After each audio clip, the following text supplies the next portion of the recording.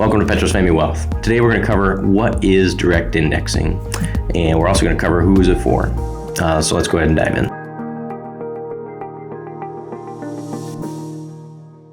So we recently had a new client that came over from another firm, and they had a portfolio of individual stocks of around 30, 40 stocks or so. And when reviewing their goals and some of their past performance, it doesn't quite match up to some of the benchmarks that we would expect for the type of stocks that he was buying.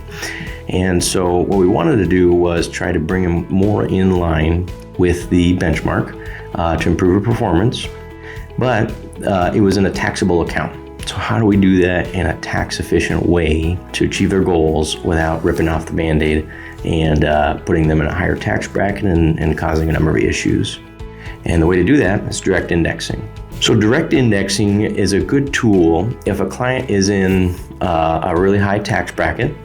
2, if they're bringing over some highly appreciated stock, either like that other gentleman, or if you have a large number of stock from a previous employer because you had an employee stock purchase plan or some stock options that you exercised and held on to, and you want to diversify out of those positions. It's also great for folks that have a values-oriented tilt towards their portfolio. For example, it could be a sustainable investment approach, a faith-based approach, or if they have a tilt towards dividends or a tilt towards non-dividends, you can make some tweaks around a direct indexing that you wouldn't be able to do in a traditional portfolio. So direct indexing, basically what you're trying to do is you're trying to match the underlying performance of a given benchmark.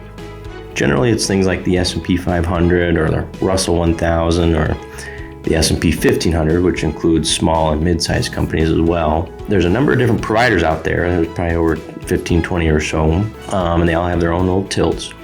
But the key is you're trying to reduce the tracking error, how the portfolio performs against like an index fund, but do it in a way that's more tax sensitive. So let's just take the S&P 500 as an example. Has over 500 stocks, the largest U.S. companies, public companies here in America. And every year, there's generally always going to be multiple stocks that are negative in a given year. Even in a really good year like 2023, there's always going to be stocks that are negative.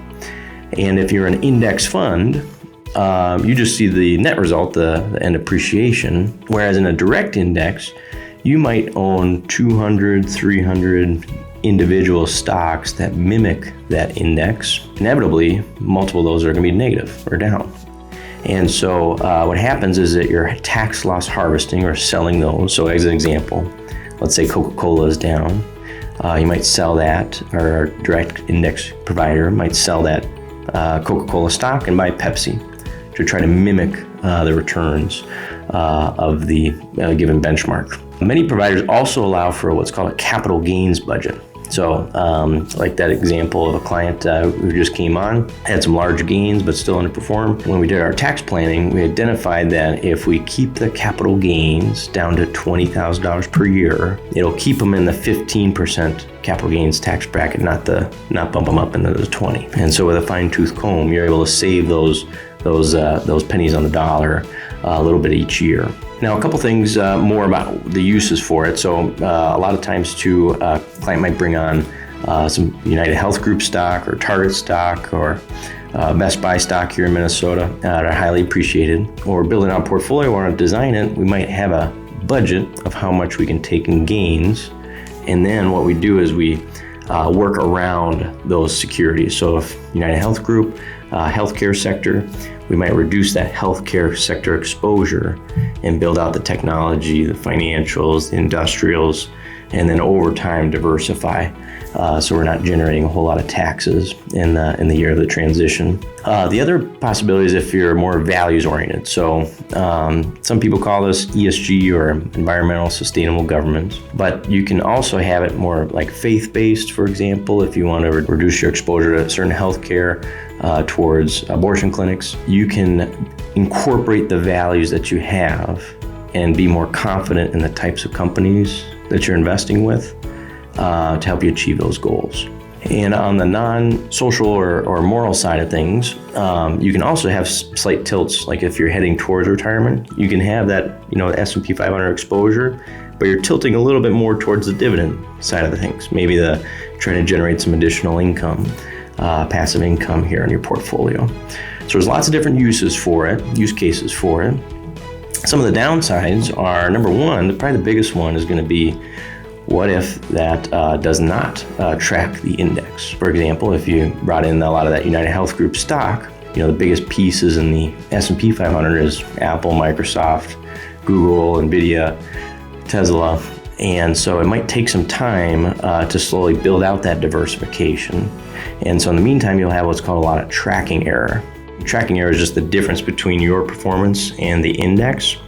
And that can be good or bad. But if you're not bringing in that highly appreciated stock and your tracking error is way off, well, that might be a detriment to your portfolio over time compared to just buying an index fund. The other potential negative piece here is just the overall cost. So you might be paying an advisory fee plus this outside manager. And many times, depending on the firm, it can range anywhere between, on the low end, 0.2-ish percent for the management of that fee, all the way on the high end that I've seen in the 0.4 range when you add in a number of different criteria that you're trying to incorporate. And so that can also reduce or have a drag on the performance of the portfolio as well.